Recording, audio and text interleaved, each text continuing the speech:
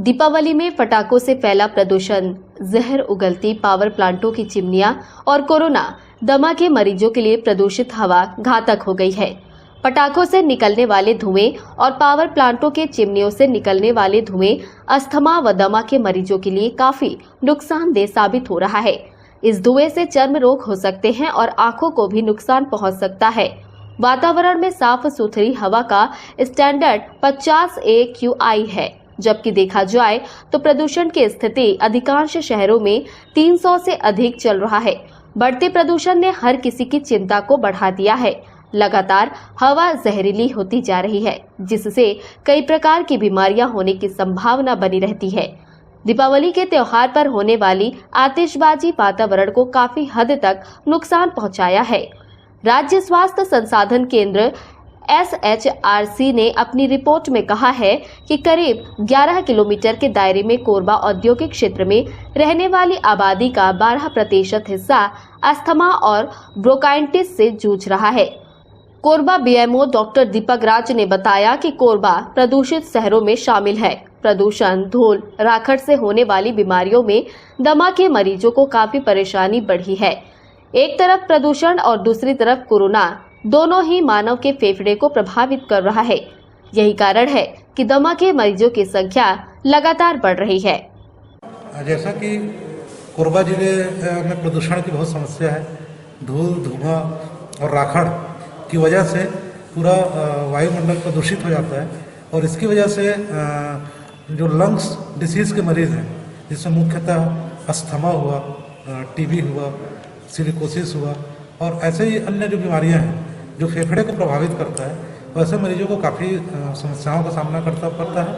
और दूसरी बात, जो कोरोना बीमारी है उसमें भी फेफड़ा ही मुख्यतः प्रभावित होता है। तो ऐसी स्थिति में दोहरा मार मरीजों को पड़ने की आशंका है। तो इसलिए लोगों को धूल, धुआं और इस तरीके की जो हवा को प्रदूषित करने वाली चीज़ें हैं उससे अपने आप को बचाना पड़ेगा। मास्क का उपयोग हमेशा करें और जो सिगड़ी जलाने की जो व्यवस्था है, प्रथा है, उसको लोगों को अवॉइड करना पड़ेगा। और विशेषकर शाम के समय पूरे वातावरण में, हवा में धुएं का एक वो दिखता है, लेयर दिखता है। तो इन चीज़ों से दमा, TB या लंग्स की कोई बीमारी से ग्रसित हुए उनको अपने आप को बचाना पड़ेगा। ठंड से विशेष रूप से अपने आप को बचा के रखना पड़ेगा, क्योंकि इसकी वजह से भी लंग्स प्रभावित होता है और निमोनिया होने की भी संभावना रहती है। इधर कोरबा के लोगों का कहना है कि प्रदूषण से होने वाली बीमारी से बचाव के साथ कोरोना से बचाव जरूरी है। अभी देखिए, सर्दी के साथ साथ कोरोना का भी प्रभाव काफ़ी यहाँ पे फैला हुआ है। तो इसको देखते हुए लगता है कि सर्दी के साथ साथ कोरोना से भी बचने के लिए उपाय तो करने ही पड़ेंगे। सर्दी के क्योंकि ये जो अस्थमा है उस केस में श्वसन नली के थ्रू हमारे फेफड़ों में इन्फेक्शन हो जाता है। तो इससे बचने के लिए हमें जो पहले तो हमें कोरोना से बचने के लिए पहले मास्क पहनना चाहिए, मास्क का उपाय करना चाहिए। उसके बाद सर्दी से बचने के लिए हमें गर्म कपड़े, गर्म पानी का सेवन करना चाहिए। साथ में ठंडे इलाकों से ठंडे इलाकों में जाने से थोड़ा अवॉइड करना चाहिए। अस्थमा के मरीज को ठंड को देखते हुए और आने वाले समय में और ठंड बढ़ेगी, उसको देखते हुए मास्क लगा कर रखना चाहिए।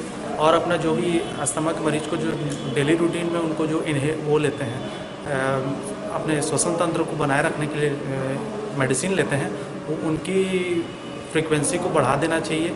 या फिर जो भी डॉक्टरों से पहले ठंड के पहले ही सलाह ले लेना चाहिए, जिससे उनके जो श्वसन तंत्र में कोई प्रॉब्लम ना हो।